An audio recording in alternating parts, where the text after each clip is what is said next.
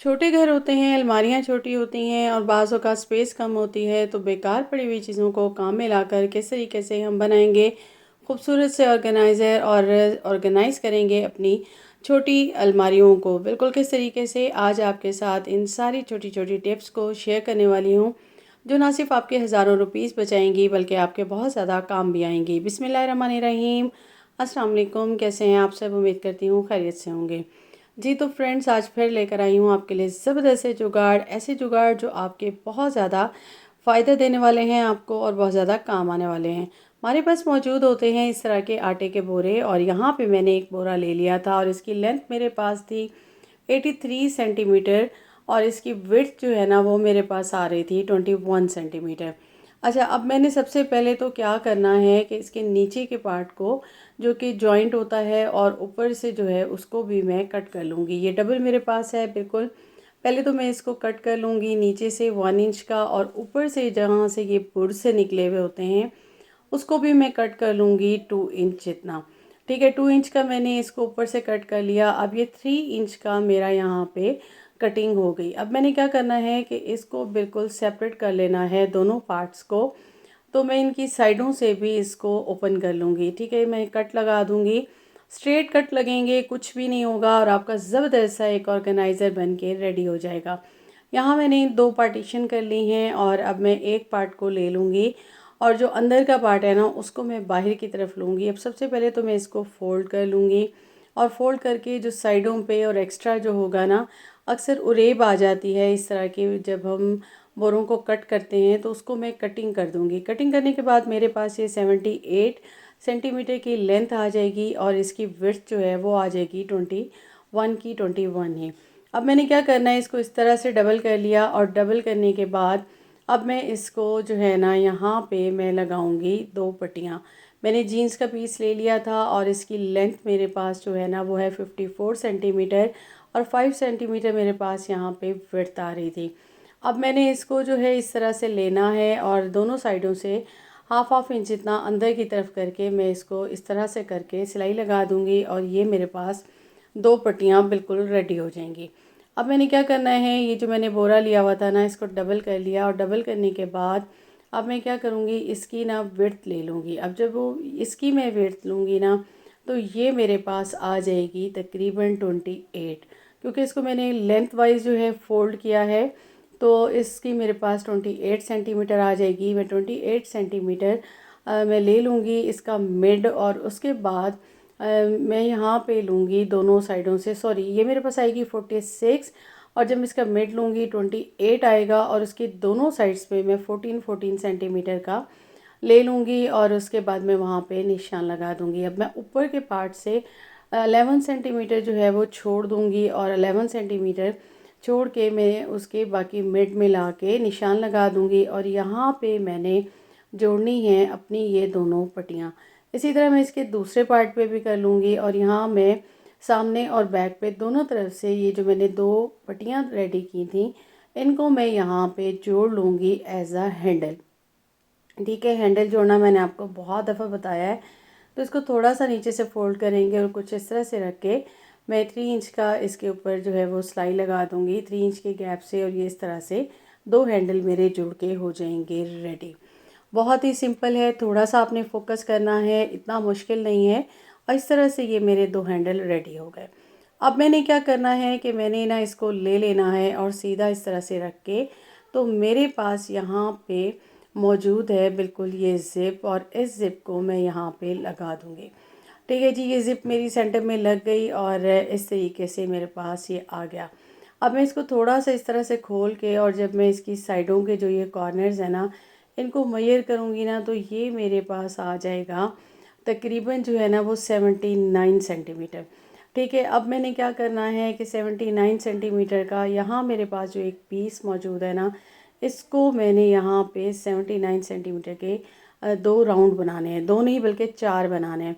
अब मैं इसी को पीस को ले लूँगी, इसको यूँ 4 फोल्ड करूँगी और मेरे पास एक प्लेट है गोल और इसको मैंने जब मेजर किया तो ये भी मेरे पास 79 सेंटीमीटर की आ रही थी गोलाई में। अब ये 4 पार्ट्स मैंने इस तरह कर लिए, इसको मैंने यहाँ रख के प्लेट को और इसके ऊपर जो है ये गोलाई मैंने ले ली।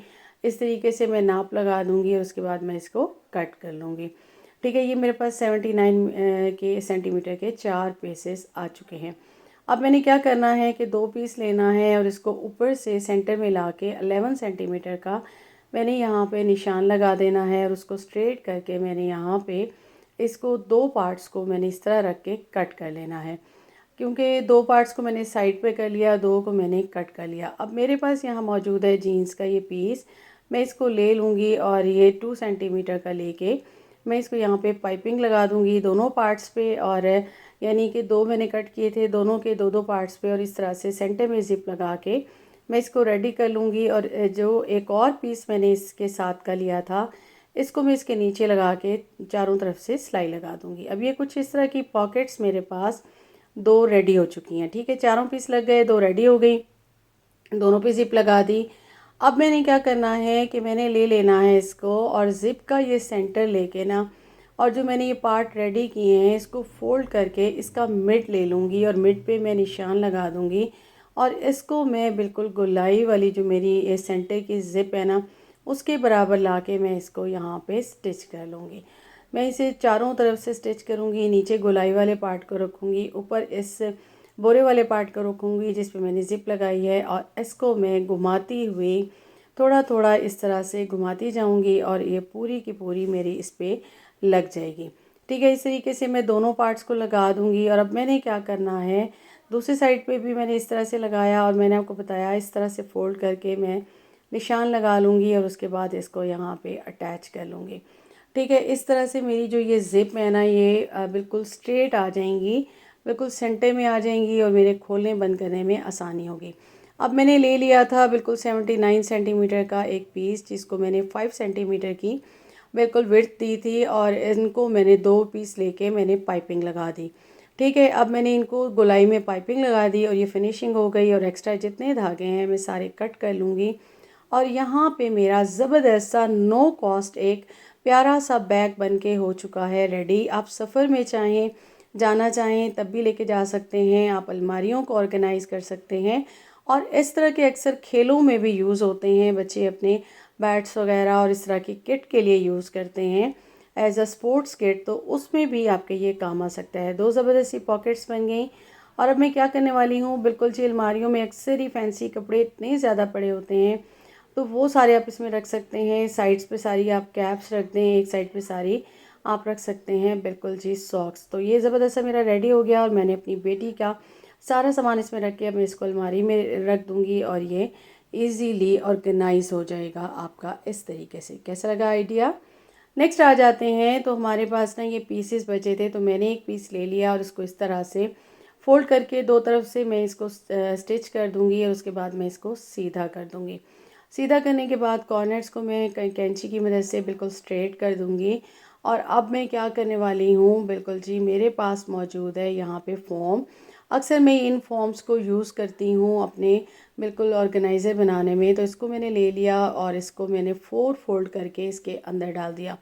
ऊपर से थोड़ा सा एक्स्ट्रा था तो उसको मैंने कट कर लिया। और अब ये जो पार्ट्स नज़र आ रहे थे अंदर फोल्ड करके मैं इसको चारों तरफ से इस तरह से स्टिच कर लिया और ये मेरा एक स्पंज बन के हो गया है रेडी। किस काम आने वाला है आपके, जो है ना, ज़ाहिर सी बात है इस तरह के जो स्पंज होते हैं ना, तो उनके फोम भी फट जाते हैं बाजू का, तो बहुत ज़्यादा ये जल्दी मैले हो जाते हैं और आपको जल्दी से नया लेना पड़ता है और एक्सपेंसिव भी आते हैं। और इस तरह से क्या होता है कि अक्सर आप जब कुछ इस तरह की, अब जैसे ये मलाई वाला था ना बाउल, तो मैंने इसको जब वॉश किया तो इसके ऊपर चिपक जाते हैं और वो उतरते नहीं हैं, तो यहाँ इससे जो है ईज़िली उतर जाएगा। उसके बाद आप इसको वॉश करें और इसको आराम से स्टैंड पे लगा दें और सारा पानी ड्रेन हो जाएगा, स्मेल भी नहीं आएगी। तो यहाँ ये मैं सारे बर्तन धो रही थी और बहुत इजीली मैंने बर्तन धो लिए थे और उसके बाद मैं इसको अच्छे से वॉश कर दूँगी। और वॉश करने के बाद आप देखेंगे कि बिल्कुल ये नीट एंड क्लीन रहेगा और अब आपको जाली की भी ज़रूरत नहीं पड़ेगी, क्योंकि जाली का काम करेगी ये बिल्कुल बोरा और अंदर इसके फॉर्म है, तो आप इजीली बर्तन धो सकते हैं। ये जो दूसरा स्पंज था इसको मैंने बिल्कुल क्लीनिंग के लिए यहाँ पे यूज़ कर लिया और न्यू स्पंज को मैंने बर्तनों के लिए।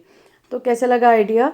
अब यहाँ पे मेरे पास 4 पीसेस और थे, ज़ाहिर है हमने बैग बनाया, इतने सारे बच गए, तो इसको मैं ऐसे रफली 4-5 सिलाइयाँ लगा दूँगी ताकि ये यहाँ पे मैं इन सारों को बाइंड कर लूँ। जितने भी पीसेस हों आप इस तरीके से कर सकते हैं। ये मैंने बाइंड कर लिए। अब मैं इसको फ़ोल्ड कर लूँगी और अब मैं क्या करूँगी कि इसको 2 साइडों से मैं स्टिच कर दूँगी और स्टिच करने के बाद जो एक्स्ट्रा पार्ट है ना, उस सारे को कट कर दूँगी। अंदर मैंने रखा था, जो मैंने 4-5 ज़ाहिर सिलाइयाँ लगाई थी, 4-5 वो लगाए थे यहाँ पे मैंने बोरे के, ये इस तरह के, तो उसको मैंने अंदर कर लिया। अब ये एक पॉकेट रेडी हो गई। अक्सर क्या होता है कि आपके पास ना बची हुई साबुनें होती हैं, आप उनका भी यूज़ कर सकते हैं। यहाँ मैंने कपड़े धोने वाली साबुन ले ली और उसको मैं इसके अंदर डाल दूँगी और अब मैं इसको ऊपर से जो है अंदर से फ़ोल्ड कर लूँगी और यहाँ पे मैंने एक जीन्स का पीस भी लगा दिया था ताकि मैं हैंग कर सकूँ। मैंने इसको स्टिच कर दिया। मेरे किस काम आने वाला है, बिल्कुल जी, आपके ये सिंक वगैरह होते हैं, मैले हो जाते हैं, आपने इनको वॉश करना होता है, तो फिर यहाँ पे आप इसको ईज़िली यूज़ करेंगे।